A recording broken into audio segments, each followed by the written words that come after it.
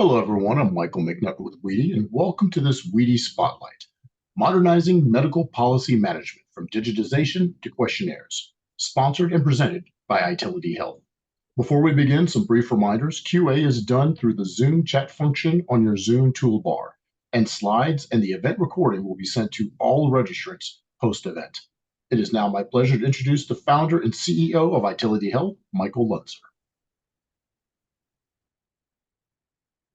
Good morning or good afternoon, depending on your time zone. Welcome to another exciting presentation on the details of modernizing medical policy management, really heavily focusing in on the digitization of questionnaires. I'm the primary leader this morning, but I'm joined by Keith Brick. And Keith, I'd love for you to introduce yourself, and then we'll dive into the content for today. Excellent. Happy to be here. I've been working for the past 15 years to promote adoption of FHIR and HL7 standards, and I'm happy to be our interoperability architect supporting the Da Vinci implementation guides. Thank you, Keith. So just like to kick it off with a couple of notes about who Itiliti Health is, so you have a little context of where we're coming from. So Itiliti Health is a company that's very much focused on the prior authorization challenges. We started inside Blue Cross Blue Shield of Minnesota, building out some really exciting beginning steps of modernizing prior auth. Found that it was a really great platform and something that we wanted as an organization to share outside of Blue Cross Minnesota. So Itiliti Health was spun out into a separate company. Essentially what we do is we take in all of the rules and policy data of a health plan, digitize that information that's typically on spreadsheets and PDFs, and put it into a unified prior authorization platform that can answer all the questions about what requires a prior authorization, what the rules are about those down to the group level, as well as what to submit when a provider needs to submit a prior authorization. Of late, we have recently been very engaged with digitizing policies for multiple Blue Cross Blue Shield plans and others in the industry. Our products have been in the marketplace for about 5 years, so we have a real strong customer base using these solutions, and we'll talk more about those in just a second. So the particular products that Itiliti Health has, if you think about the spectrum from a provider writing an order all the way through a payer approving a prior authorization request. On the upper left, Itiliti Health has a policy management and content management application, which is really going to be the focus of today. And that's what helps the health plan codify policies, put them in a method that's easy for people to retrieve the right policy, but also generating the critical artifacts for interoperability with the new FHIR standards. Another product is PA Checkpoint, which helps to answer the question, does a particular procedure for a particular member require prior authorization? Another product is called Prior Authorization Routing, which helps to ensure that providers, when they submit a prior auth, it goes to the right destination. Then on the payer decision support side, we have automatic authorization rules that help payers make decisions automatically based upon the configured elements on the left side of the screen. And then Clinical Decision Assistant, which is an AI-based tool that streamlines the decisioning around those complex prior auths that have been submitted. In essence, this product suite helps to automate 80 to 90% of all prior authorizations for the health plan, and also supports all of the new prior authorization requirements that are in the market through CMS. We have, as I mentioned, a number of blue chip clients that have been using the Itiliti Health suite of services to support their call center when it comes to receiving faxes and interacting with providers. This same platform powers website tools and provider portal screens that essentially help answer, is an authorization required, allow a provider to see what's required to be submitted and actually submit a prior auth. And then now that same platform is being interfaced to the FHIR interfaces, which support the CMS 0057 requirements. So what we're going to talk about today is some critical questions that we get a lot from payers. Number one, we're going to talk just a little bit about how people do things today and why there are some critical needs and opportunities to change the way the way medical policies are managed. We're going to talk about why those policies need to become modular and more computable versus a large PDF document. We're going to talk about what actually CMS 00757 requires from payers when it comes to those policies. Specifically, how can a payer create these FHIR questionnaires that are a part of that requirement? What is the role of AI in this policy digitization process? How can it help? And where is it not appropriate? And then lastly, what does a successful policy digitization deployment look like? So that's the scope of our conversation today.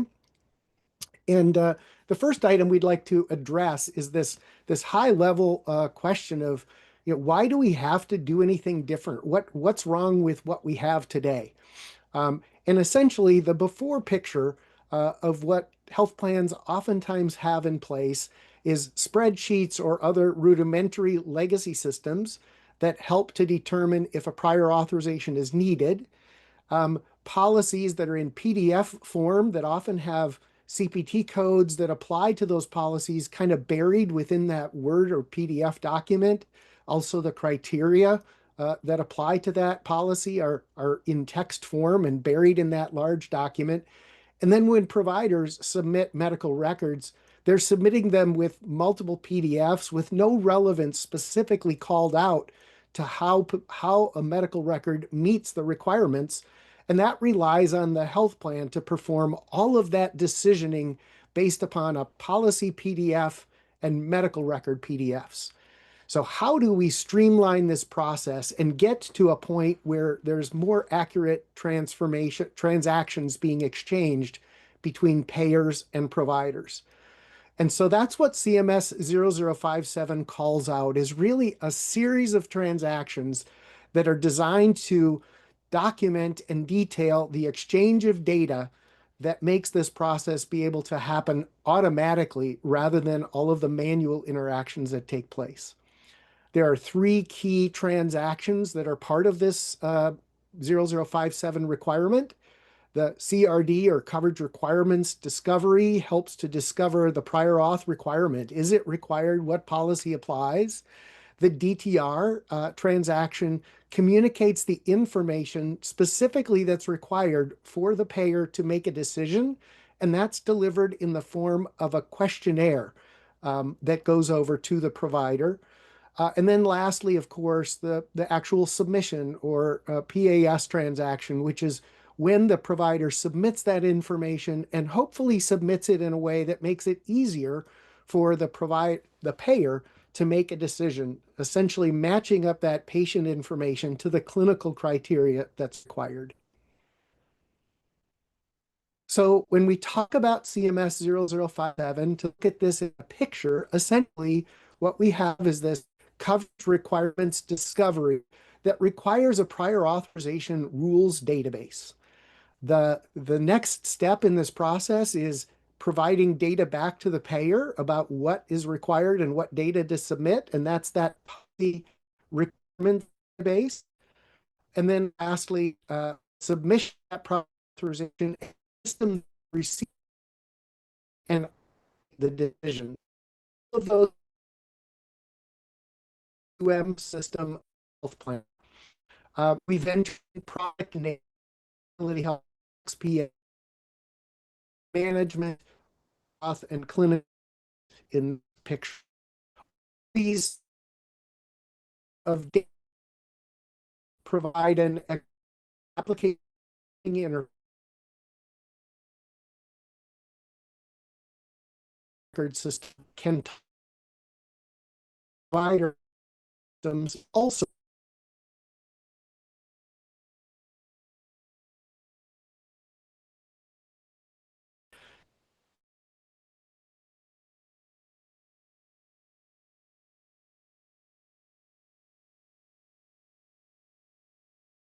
can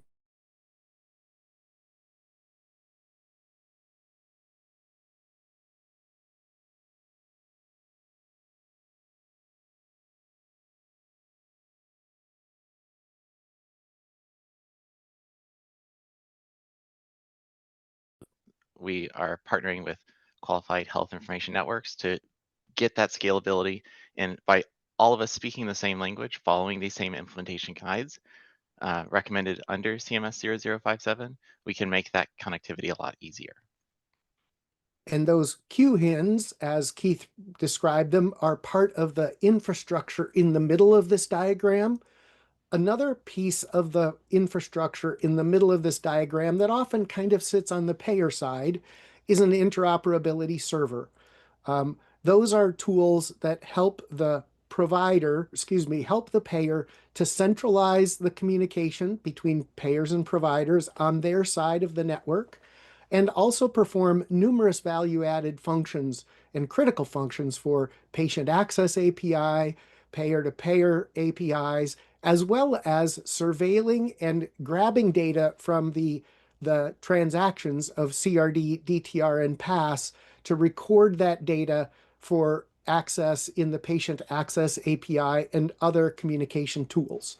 So if you think about what Itiliti Health's tools are here, is they are actually on the payer side, and they are sources of data, sources of truth that support those interfaces, connect to the interoperability servers, which connect to the QHIN, and ultimately then connect to the Epic or other EHR server or application. So today we're going to dive deeply into the policy management function and talk about what's required and what are some best practices for engaging and implementing this policy, documents, templates, and rules interface. So in essence, for DTR, what's required of a payer is to convert the guidelines that are within their policies into a application programming interface compliant DTR format. The term for that format is a FHIR questionnaire. Now, the guidelines that are within those policies are typically buried within those 10 pages. And when you think about it, those are the sections of a policy that have the ands and ors and words like one of the following or all of the following. That's the typical component of a medical policy that needs to be converted into a FHIR questionnaire. So let's talk just a little bit about the legacy of how policies are created and edited today. Most health plans, as we speak to them, have a work group that sits down and writes out medical policies, and they're typically using Microsoft Word. And they're redlining those policies and they're finalizing those internally. They're finally approved. And then at some point, somebody prints off that that Word document into a PDF or an HTML format, sends it over to the website team of the health plan, who deploys that policy into the website. And those policies, again, usually live as a 10 or 50-page document, which makes them really hard to quickly search and look for specific data. Some of the other really big challenges are versioning. So when a policy is changed and we edit that original source document, we send that over to the website team. They have to figure out a way to load this document into the document store on the public website that makes them easy to find, but also identifies the time frame for policies and when the new one overtakes the old one. And usually those website teams just replace the old version with the new version. They might keep a single archive version, but essentially it's really a flat document database. And that makes it really hard to manage those effective dates. This workgroup-oriented manual document process makes approvals and auditability really challenging because, again, the health plan needs to store and maintain all of the historical versions and the edits and the recommended changes that took place. So maintaining that history becomes a very manual and file-intensive process, which makes it really inefficient to administer, and again, really hard on the website to develop a simple way for website users to find policies. And now with the new requirements, these policies need to be able to be exposed as elements of a questionnaire, and it needs to be really easy for technology to find the right questionnaire. So we need to add versioning and date-driven parameters to these policies. One way that organizations have been talking about meeting this compliance requirement is essentially taking this PDF document at the final tail end of this process, putting that PDF document into an AI tool and asking that AI tool to generate a fire questionnaire that matches the PDF. One of the big challenges with this type of a process is the health plans have spent years validating and creating these very critical criteria that are evidence-based. There's a high risk that AI changes the meaning and the detail of that questionnaire or that criteria to where it's not exactly matching the original source data. And that becomes a really big challenge. Now, the health plan needs some way to compare the criteria versus the fire questionnaire, which may be significantly changed. And that makes it really difficult for anybody to quickly validate those questionnaires. Another thing that's really important, again, is that we have these fire questionnaires in some kind of a database that's date driven that also has associated procedure code rules. All of those things are not really well accounted for in a straight fire conversion using AI. And then, of course, we get into the retrieval process, which gets even more challenging. And what we've learned is health plans are looking for a very detailed, repeatable, auditable process that clearly matches the content and the criteria of the original source policy. And so to be explicit about that, our goal is to provide you an idempotent, a reliable, consistent, always produces the same outcome algorithm that helps you write those policies in a way that can be easily converted into computable language. And that computable language can be supported by the EHR or whatever system the provider is using to fill out those questionnaires and submit the required information to you for prior authorization. So in general, our goal with the policy management module overall is to not only help you clarify the language in your policies, but as Michael mentioned, extract the procedure codes and the criteria that make that policy relevant to a provider submission. If we think back to the workflow, our provider is placing an order and they know that the patient has a given piece of insurance. Our job with these APIs is to say, great, based on the order that you've placed and based on that patient's plan and group, here's the information that you'll need to submit. That's all there is to it. But doing that with an API requires that we have well-structured policies. And we want those human readable policies on the website to be exactly what the digital policy that the EHR and the APIs are using. We need them to be in sync because any sort of mismatch is going to mean that what information the provider gives you doesn't match up with what the prior authorization requires. So in our platform, when you publish a policy and you have its linked questionnaires, that is immediately reflected on the websites that draw from our backend and immediately reflected in the APIs that use your questionnaires, use these policies. And as Michael mentioned, those policies are often published in advance. So we'll say 45 days out, the policy will change and we'll have new criteria. And we can publish that with an effective date so that when the doctor places an order, if that order is for tomorrow, you'll get a different answer than if that order is for 60 days from now. Anything else you want me to add there, Michael? No, that's excellent, Keith. The one thing that I think is really important to keep in mind is that this is kind of a triple win. Number one, we create a very efficient process for the creation and the modification of policies for that policy management team. So they gain dramatic efficiencies in their world. There's also added data to these policies. So now we have that effective date and that approval process. And now the human readable policies, instead of coming from a flat database, they can come directly from this system. So instead of sending a policy over to the website designer who loads up the policy into a data store, the website takes their policies directly from this tool. So that means that the website never has to do anything new.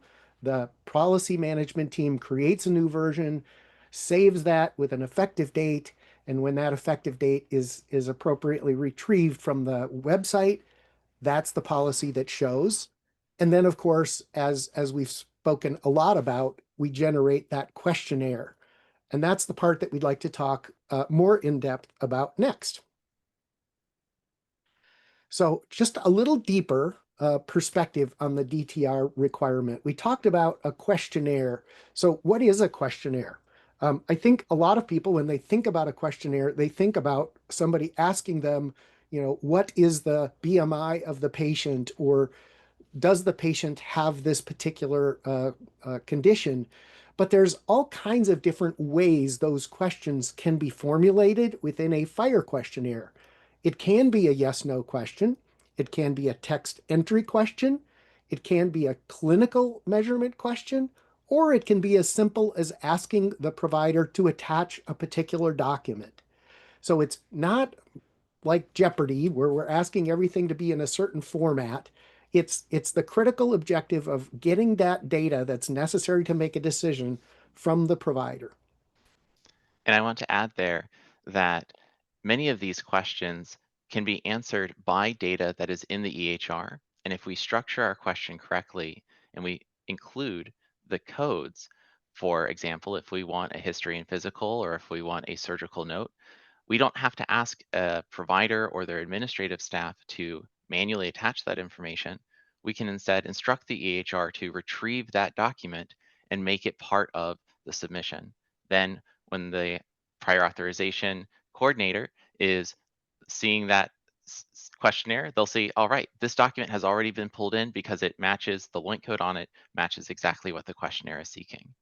This saves a ton of time for both the provider and their team as they're filling it out. And also on your side, this is exactly the document. It's not part of a 50-page submission. It's this precise document, this clinical note is where the provider documented that justification or that piece of information that you need.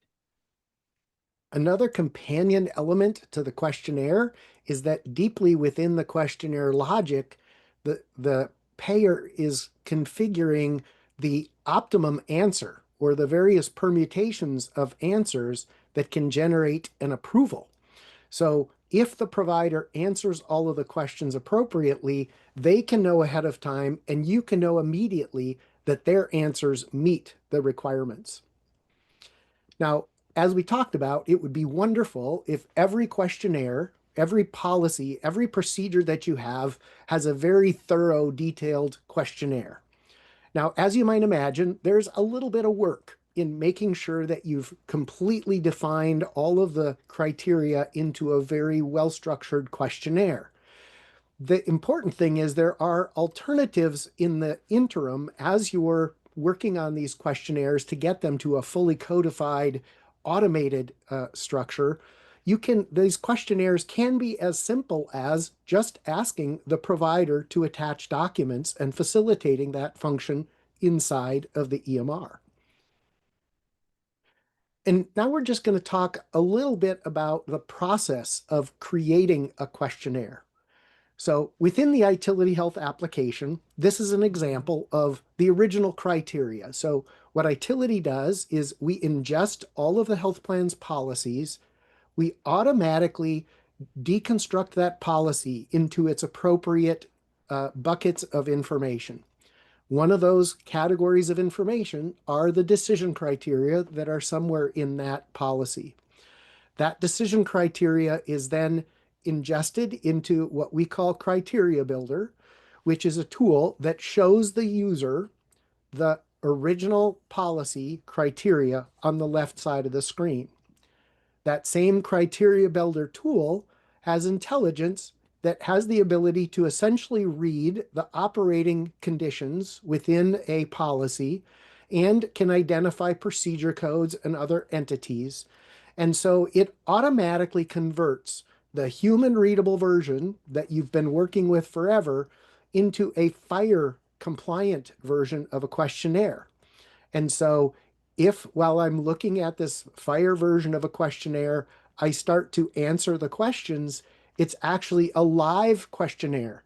So as a user who's gone into this application and ingested their policy, I've got the criteria that were human readable and the original criteria on the left side, and that new automatically created fire questionnaire on the right side.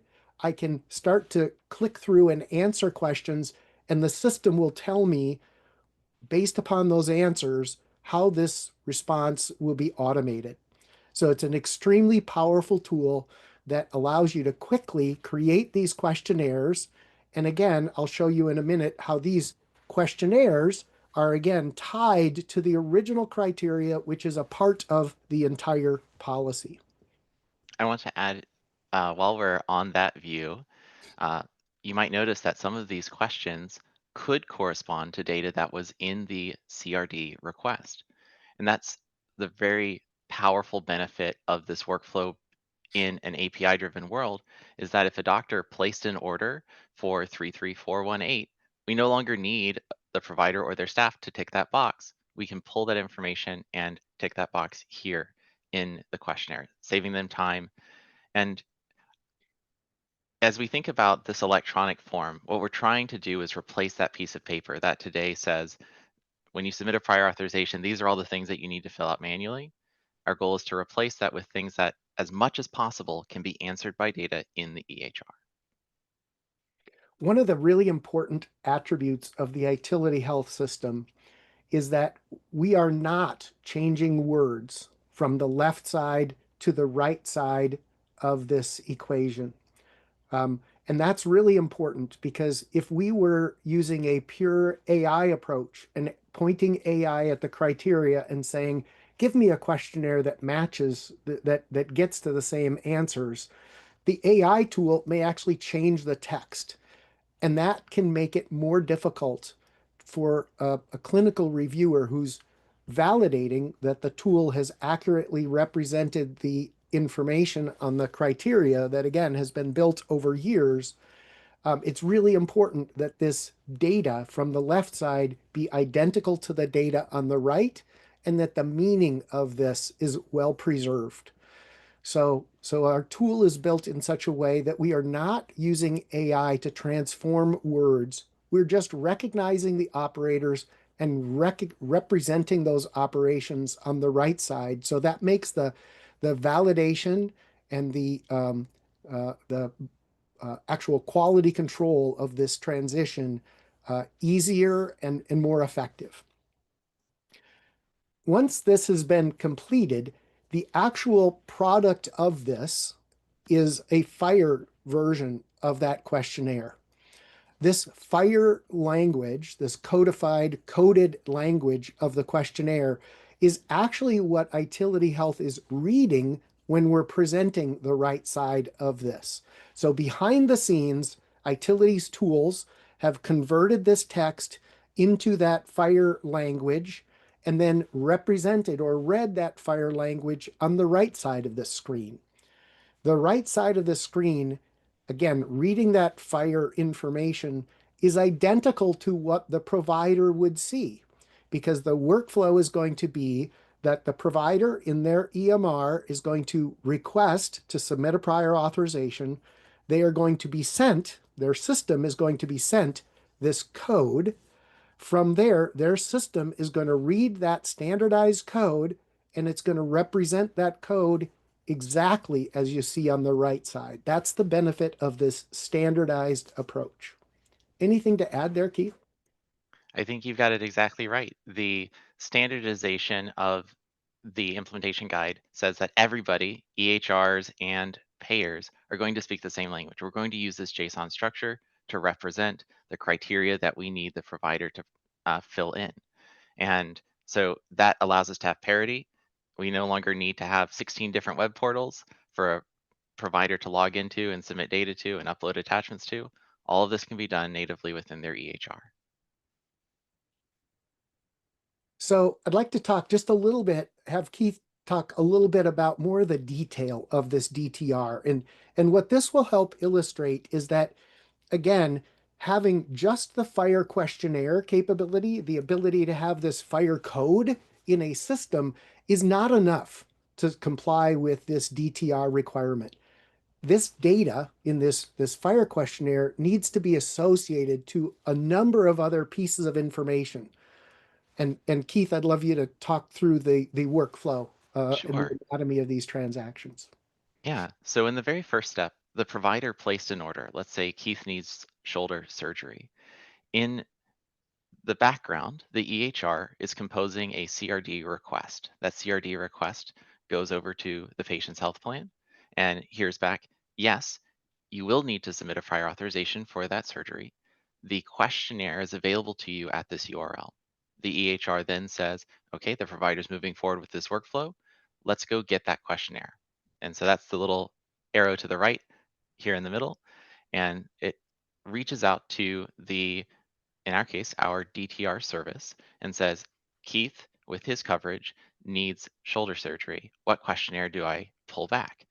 And in the response, you see that JSON that Michael was sharing earlier, and now the EHR can render that and show it to the provider. As we mentioned, the elements of that questionnaire can be bound to data in the EHR, so certain things can be filled out automatically. Only the remaining questions, things that require provider intervention or the help of their staff, will be there for the provider's team to fill out. And importantly, each step of the way, we have traceability and auditability so that if the provider gets all the way to the claims step and they're wondering, well, how do we know we have the right prior authorization for this patient? Both the EHR and the payer systems in Itiliti Health have the tracking numbers that are linked to each step of this workflow. So in that DTR request from the provider, they're saying, I'm going to get that form. Here's all of the information that we need in order to pull back the right form. There's one other thing that I forgot to mention with the CRD, which is that the EHR, when it composes that CRD request, also includes a fire authorization. This allows your system on the payer side to reach out to the EHR to pull additional information.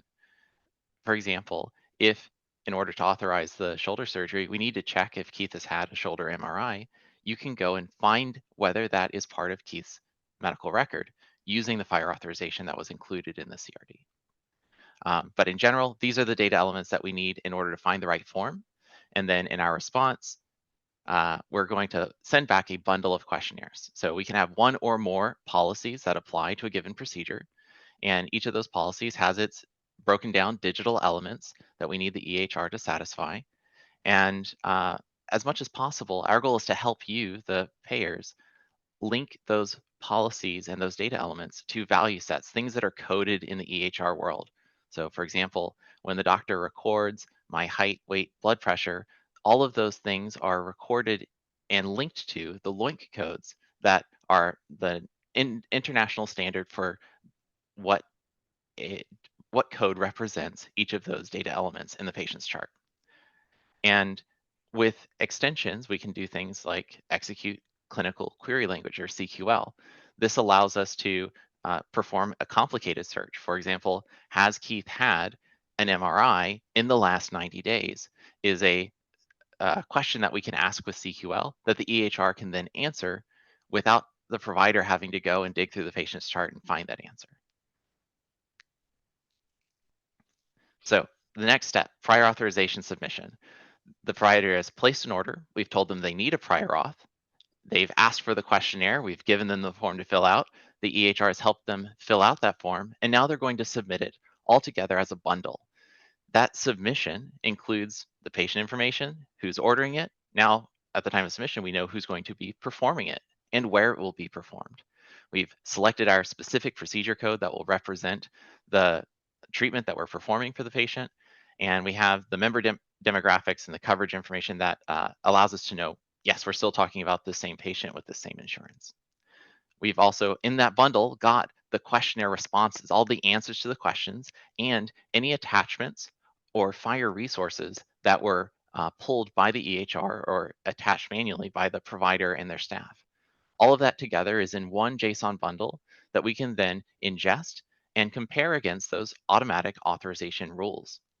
Michael mentioned when we were looking at the policy breakdown that there are certain combinations of criteria that we know immediately qualify a patient for a given procedure. For example, if we have a GI procedure, a gastric bypass, and the patient is over a certain BMI, we might immediately choose to authorize that without needing to review anything else in the patient's chart. And that's an example where we have been able to save a tremendous amount of time for the payers that are using our products and platforms. And it's important that under CMS 0057, you have these capabilities to respond immediately because you have a requirement now to respond within 7 days, or for a high criticality case, respond within 3 days for these prior authorization requests. I say now that policy will become effective rule as of January 1st in 2026, and will take effect. The requirements will be enforced as of January 1st, 2027. So we've got 14 months to help all of you build these policies and get them in place so that you can respond very quickly when the provider provides all this information to you electronically. They need to get back an electronic response that says, yes, Keith is approved. You can go ahead and schedule Keith's shoulder surgery.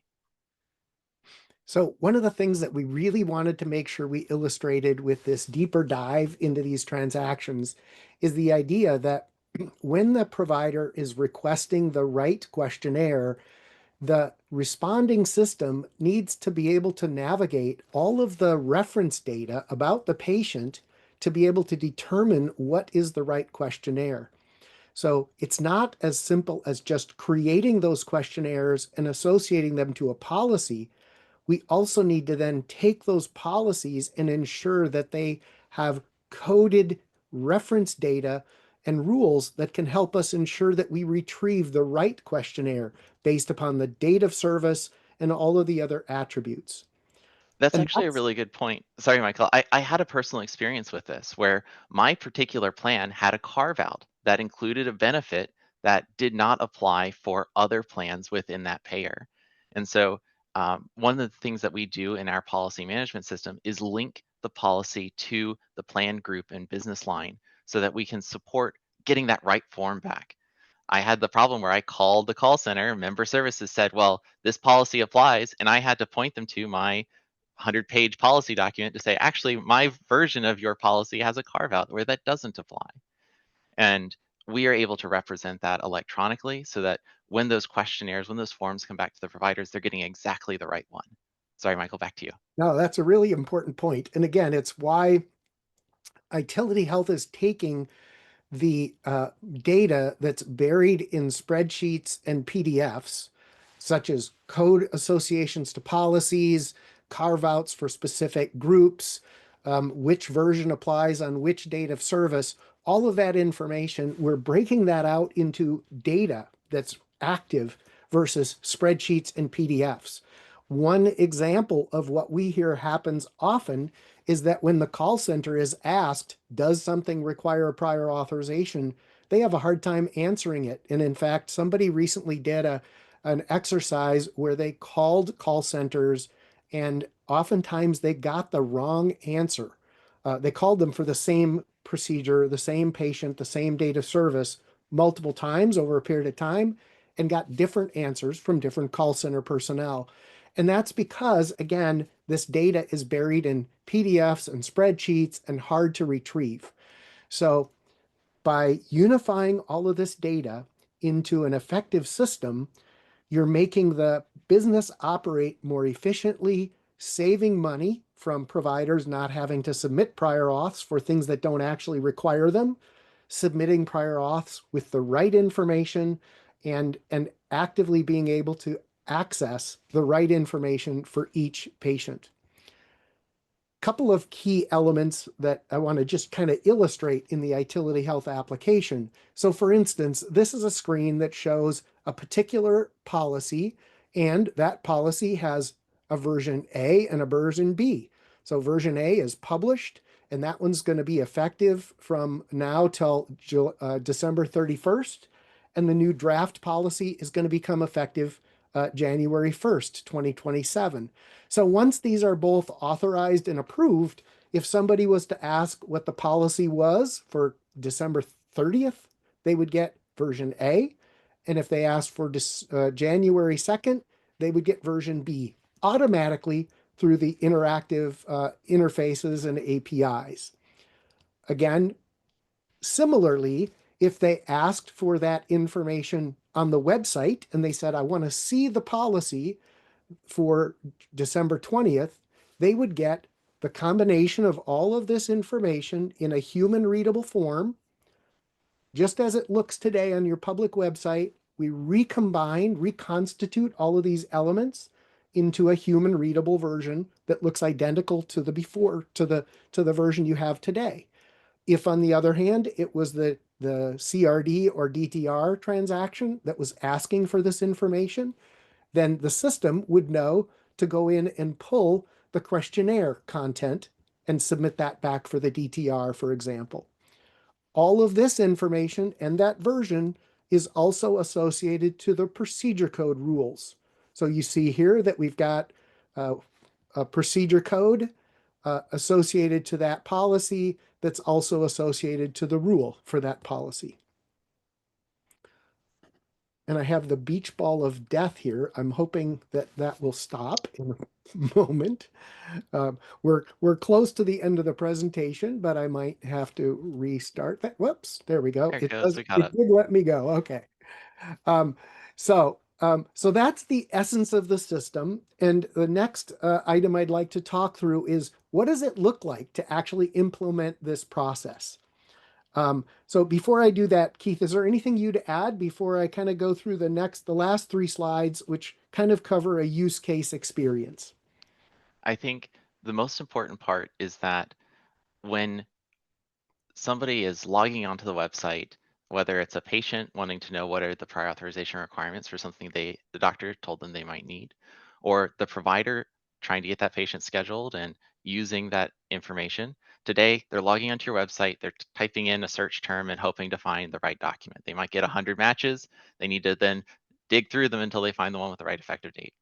With this system, we give them exactly the right information that's relevant and it's traceable so that when they get that answer, it's not he said, she said over the phone. It is a transaction ID that says this policy was referenced and this is how we matched it. This is why this rule applies. And that's a huge benefit. It reduces risk, it reduces cost, and it reduces the mistakes and delays in patient care. And so that's why I'm so passionate about it. That's great, Keith. So again, just to talk through, what does it look like for a health plan to go through this experience? So this is a real client. They had over 600 medical policies. They had a couple different formats. Some of them were in Word, some of them were in PDF. The first phase is to ingest the policy itself with all of the various components of it into the system and essentially deconstruct them into those various buckets that I showed you on the last slide. At that point, the health plan can look at, what does a policy look like before it came into Itiliti Health, and what does the reconstituted or regenerated policy from all of those different buckets, when we want to see the human readable form, does it look identical to the before picture? And it should. And that's a user acceptance phase. The next step of the process is to look at the questionnaires that are automatically generated from within each policy. And that's a process where the clinical users look at the side by side, as I showed you earlier, of the criteria on the left and the actual questionnaire on the right, and make sure that it matches the logic that it should from what the original criteria was. This entire process from start to finish is typically around 3 months. And once that process is complete, again, we've got 600 policies fully digitized. We've got a human readable policy that can be accessible in a public website with multiple search parameters that can be applied to find just the right policy. And we've got a companion DTR questionnaire that's integrated into the CMS 0057 process that again retrieves a married or a companion questionnaire that's already been validated and compared to that human readable version. If the health plan wants to make adjustments to those policies, they can clone an existing policy, edit the policy, propose that edit to the clinical review staff who can review it. And once they've approved it, it's automatically available on the outside access points of human and DTR access. So to kind of recap, some of the critical things that come from this transformation of policies into questionnaires is at the top of this list, of course, is compliance with CMS 0057 and the DTR capabilities that are necessary. But in addition to that, there's tremendous benefit that comes from this conversion process. Specifically getting to a point where policies can be easily searched by policy number, keyword, many different elements. And those elements can be assigned, the policies can be assigned to each line of business. There can be variations by line of business. The CPT codes that apply to different business lines can be recognized within the system. We'd love to have an opportunity to demonstrate the system live. We can show you all of this capability in a live demo. If you reach out to us, we'd be happy to schedule that. Reporting and auditability. Again, when changes are made in policies, those changes are tracked, who made them, when they were approved. And then we can also distinguish between active and past dated policies. And that's also helpful for claims management. If there's a denied claim that's been requested to be reviewed, it's easy to go back in history and find the specific policy that applied. Again, by line of business, all policies are there. And of course, we have version control so that we have a very clear audit process. So with that, I'd love to open it up for questions. Again, we would love for you to reach out and invite us to perform a demonstration and get a little deeper into your specific areas. I do see a question about policies regarding state policies. There's a number of state rules around regular review of policies and review dates and tracking all of that metadata about each policy. Those are things that are clearly tracked in the Itiliti health system. All of the history and the necessary compliance are elements that are part of this system. Another element that's really important, though, is we get into situations where the state has their own provider manual. And typically those criteria and policies are kind of buried in that state provider manual. We have certain states that are currently working with us to look at converting their provider manuals into the Itiliti health system to give them a more trackable and manageable process that is DTR compliant. In other cases, we have payers that are ingesting state provider manuals and creating their own policies from those provider manuals. Either approach is possible with this Itiliti health system. So Keith, I don't know, you usually do a great job looking at the questions. Yeah. You want to grab some and answer those as well? So the first question from Chad is about the need to update policies at least annually. And so I know one of the tools that we have to help do that is our change management dashboards, which show you the policies and their effective dates and their review dates. And so what you would do is you would, based on that review date, know that policies that are approaching 12 months are due for review by your clinical team. You'd need to publish a new version of it. From Dave, today we zoomed in on DTR because we've had an opportunity in the past to talk about CRD, and in the future we'll probably talk more about prior authorization submission. But yes, Itiliti Health provides your CRD, DTR, and PAS endpoints, as well as the subscription API that is necessary for a provider to listen for updates. So for example, they've submitted it. It's one of those cases where you need a human clinical reviewer on the payer side, and so it'll be in a pending status. Once that decision has been made, then the provider can be notified if they've subscribed, or if they haven't subscribed, what they'll do is they'll call back in to that prior authorization endpoint with $inquire and say, hey, is this prior authorization approved yet? And then that's where we'll provide the updated response.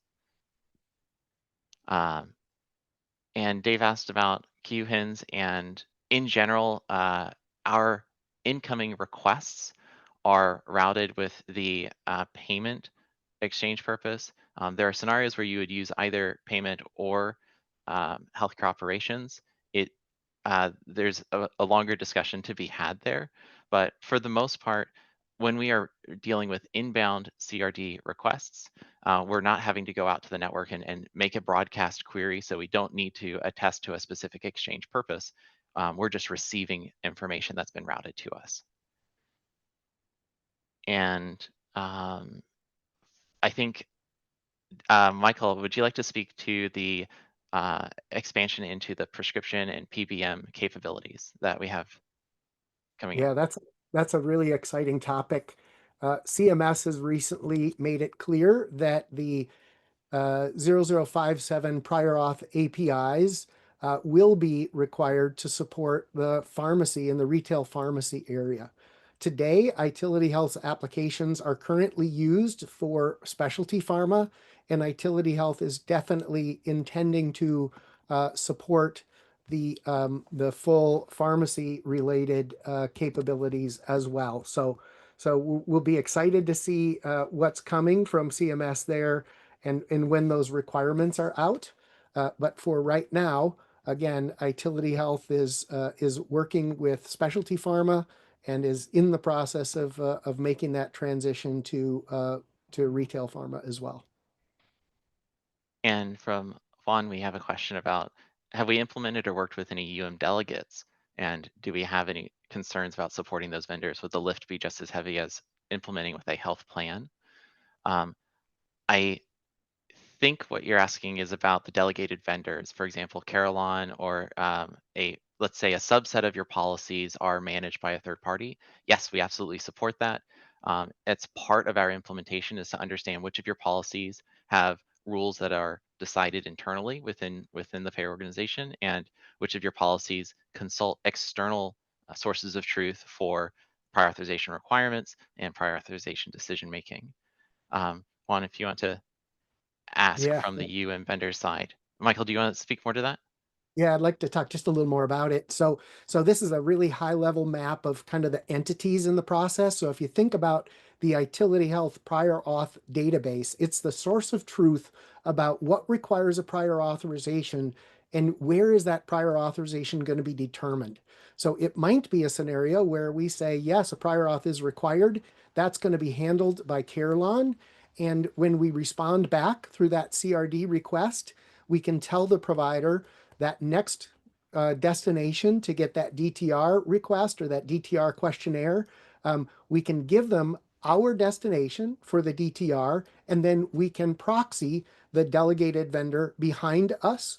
Or in this CRD source of truth response, we can tell the provider, yes, this requires a prior auth. Here's the URL to get to Carillon.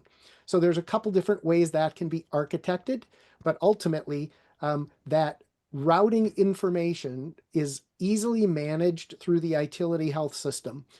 We haven't spoken much about this, but our tools are a software as a service based application. So when we implement a client, we help you get all of your data and systems set up correctly. And then we kind of turn over the keys to managing this data. It's a web-based interface. It's easy to manage and easy to work with. For that first period of time, we kind of hold your hand. The first week, if you have changes you want to make, we might make them for you and have you watch us. And once you've been live for a little while and you're confident, you might make the changes and we might watch you. And at some point, we take the training wheels off and you can go ahead and make changes as appropriate. So all of these rules, for instance, of which procedure codes for which lines of business and which groups are delegated to another vendor or which procedure codes are going to be managed by a policy you own. Those are all rules that are configured in the system and help to manage that routing. The routing itself when a prior auth request comes in, can again either be proxied by Itiliti Health, or the routing can occur inside of a fire server, such as OneUp Health or Onyx or InterSystems. So those types of fire servers are a part of this experience. But again, we are the source of data for those interactions. And this is one of the elements that I think is very confusing sometimes to people, because they may have procured a fire server to support their patient access API or their payer-to-payer API, and that fire server company may say, we support CRD, DTR, and PASS. And really what those companies are saying when they say they support those transactions is that those transactions can flow through the fire server and can access your source of truth. Most health plans do not have a source of truth that is CRD ready or DTR ready. So that's where there's this really great marriage of a fire server alongside an Itiliti Health CRD or DTR solution. And then lastly, of course, pass, when that prior auth has come in, that submission has come in, that pass transaction can be handled by the Itiliti Health auto auth rules system, and then interactively passed over to the system, which performs its normal role of notifications and internal workflow, etc. Any other questions? We've got 4 minutes left. Feel free to come off of mute or drop a message in chat and we'll get to you as quickly as we can. I wanted to share an example while we're here that the fire server can support a workflow that is really important when a provider places an order and the information that the payer needs isn't in the provider's EHR, but is perhaps already in the data that the payer has collected. And in that scenario, the questionnaire can have answers filled out, not just by the provider EHR, but by your own internal fire server or the networked resources that you are able to internally map to. And that's really effective, especially when, for example, in my case where I need a shoulder surgery, the payer needs to know, has Keith had an MRI in the last 90 days? Well, the payer already knows, they paid for it a month ago. And so that information is in your fire server.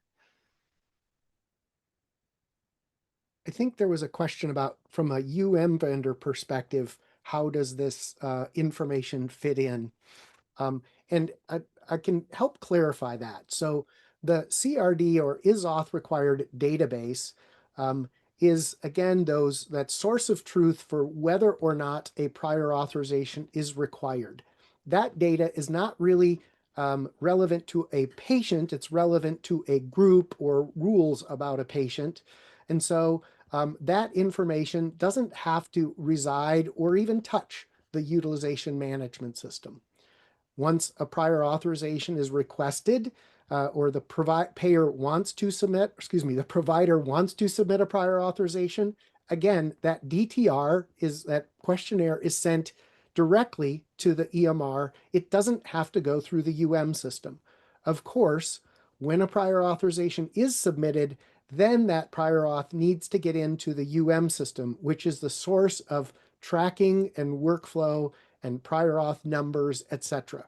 So for instance, when that prior auth comes in, if the rules say that this particular submitted questionnaire means that the provider should get an immediate approval for that prior auth, the auto auth rules can be configured to automatically send back that approval via FHIR and notify the system that a pre-approved prior auth has been submitted, and the system goes on and submits the appropriate responses with letters and tracks the response, etc.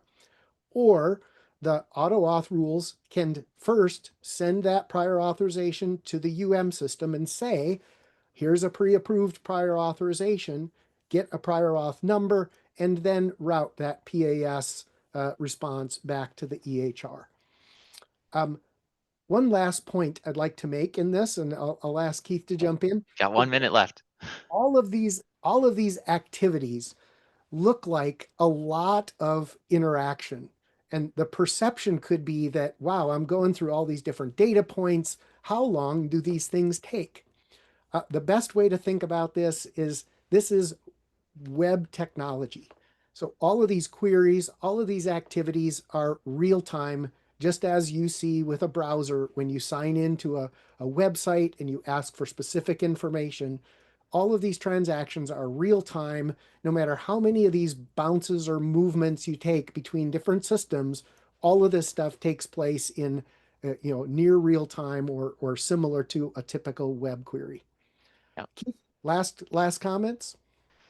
Just one other cool thing is that during the CRD workflow, it is also possible to say, based on the information you submitted in your original request, as soon as you place the order, you can get back a prior authorization number.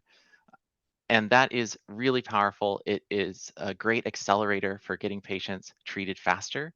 And I'd love to talk more about that in a future session. Thank you so much. And I guess one last point, because Anna posted a note. We forgot to mention that we just recently issued a press release that's very exciting.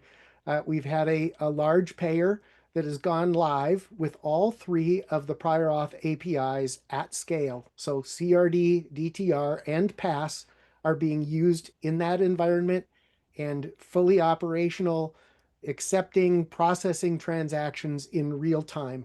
So it's a really exciting development for Itiliti Health. We'd love to give you a deeper demo of our systems and really appreciate your time today and look forward to hearing from you all. Thank you. Thank you so much. Michael Lunzer, Keith Brick with Itiliti Health. Thank you once again for offering your expertise and sponsoring the spotlight. As mentioned earlier, recordings and slides will be sent to all registrants post-event. Please visit wedi.org, wedi.org, and check out our event calendar for upcoming educational offerings, including our national conference, which will continue to cover 0057 implementation, along with several other key topics in health IT. We'll be there. Itiliti Health will be there, and we hope to see you there as well. Once again, visit wedi.org and visit the event calendar. Thank you once again. Enjoy the rest of your day.